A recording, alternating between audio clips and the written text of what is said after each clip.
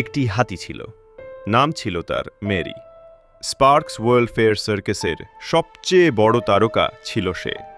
5 ton ওজনের এই হাতি মানুষকে আনন্দ দিত, হাসাতো, মুগ্ধ করত। কিন্তু তার জীবনের আড়ালে ছিল যন্ত্রণা, কঠোর প্রশিক্ষণ আর অবহেলা। তাকে দিয়ে করানো মানুষের আনন্দ দেবার কাজ, কিন্তু অবলায়ের প্রাণীটির এসব ভালো লাগত না। দিন দিন তার জীবন কঠিন হয়ে উঠছিল।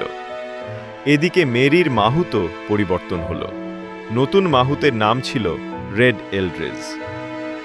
এই অভিজ্ঞতাহীন মানুষটি মেরিকে মারধর করত, লোহার হুক দিয়ে নিয়ন্ত্রণ করার চেষ্টা করত, অর্থাৎ মেরিকে অনেক কষ্ট দিত।